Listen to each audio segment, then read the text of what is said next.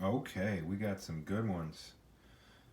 I don't know if anybody might recognize these cars off the bat, but we got some really famous cars here. These are really interesting for a diecast car. This car doubled not only as a diecast, these two, but they also were model kits in plastic. Might guess the company, these are Revell castings. So they doubled life. This car, especially the green one, the Mustang, that car has been in a lot of model kits. Yep, the fastback. So we got two 1968s. We got a Mopar. We got the first year for the body on the Charger.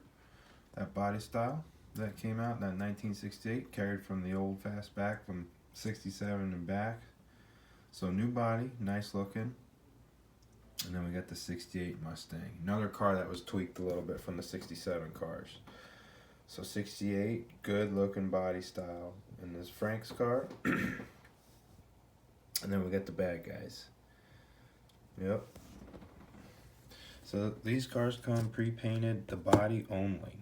Everything else, just like a model kit, it's all one color. So I did some detailing and I did put it together. Don't have the box anymore. These are a little old. I got these pretty much when they came out, and that was a long time ago.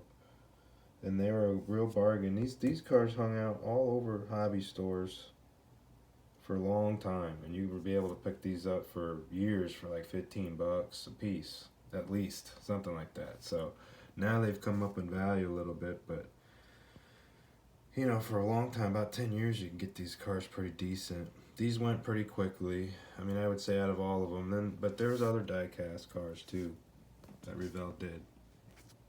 Of course, with new ownership, who knows what they're going to be doing. A lot of the pre-painted cars have gone to plastic, and they're okay, but this car was just done. Whoever did the molds and did the research on these cars was just awesome. And just, you're basically like when you buy a plastic car. There's nothing goofy. It's probably the best 1/25th scale metal Charger you could buy right now. Even going to Franklin Mint, because those cars are good, but they have separate trim. And when you look at a car on this scale and getting the proportion right, it's difficult. It really is. Of course, very famous on the Charger. You want to see the hips on it, and it's got it. You can also see they flattened the roof. And I got that gas cap. Look at the paint. Real nice paint. I cleaned her up a little bit so you could see what it looked like, but this car's awesome. Look how cool it is. It's got the black California plates. The only thing I didn't detail on the car, on the one in the movie, if you've seen this movie, which if you haven't, just go watch it.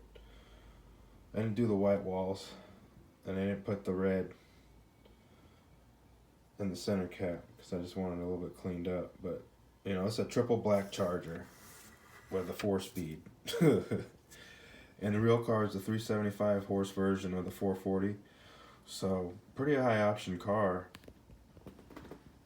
in terms of what it was. It was like an SE or something. I mean, it was an RT, but it had like a package with it.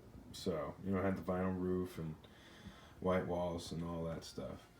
Ford was the initial sponsor. You know, they loaned the 268 GTs, the Mustang, the big black Mustangs, to the production of the movie, and they said, well, here's some Galaxies, you know, you can have them chase. Galaxy could not keep up.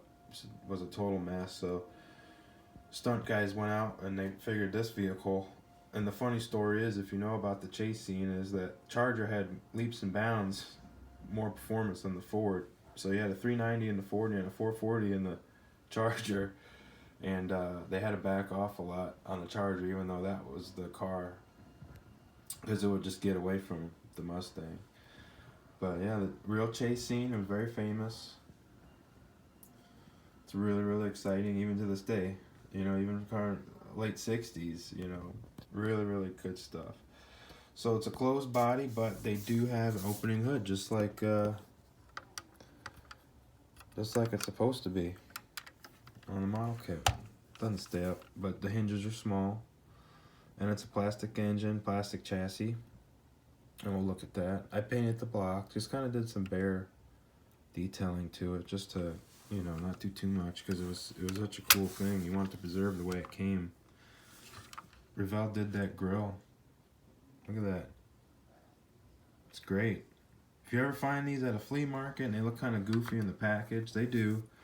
But if you take your time with them, they're really great cars. They kind of look like a toy if you don't know about this stuff. Model guys, you know about them. But diecast guys, if you want a nice representation of these body styles, and then if you like the movie, these are great cars. They also did an American Dreams version of the 68. It was just a GT car. It wasn't blacked out like Frank's car. So it was a red GT. It had the regular grille, but it was still a 68 fastback.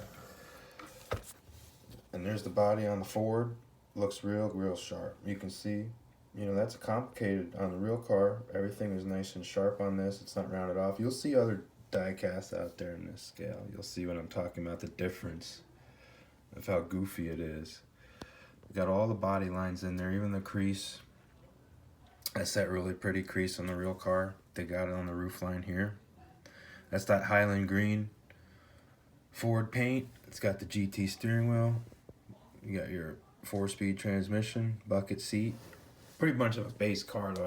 I had a big motor, 390, dual exhaust, but you know, I had a big brake and that's about it. I mean, it really wasn't a lot of equipment on that vehicle. And there's the Brute. Even had the correct taillights on the Charger, and the 68 had those round taillights. There's Charger on the script there. And they did the tunnel back. And they had the really pretty taillights. You know, they had the duals, and then one of that solid bar, but I like the 68 cars, very clean. 68 was a good year for Chrysler, I must say. They had some really good ones. 68 to about 73, cars are really cool looking. So here we go. Chassis, same. Model kit, all plastic. You put it all together. Comes in black plastic, so you don't have to do painting if you don't want to. I just, you know, did the exhaust and the engine block, but you can see it's solid axle. So again, heavy car, heavy die cast, but the metal axles make it very durable. Screw chassis. So even if you're not comfortable, if you didn't want to paint the car, if you just kept everything closed up, it would look great.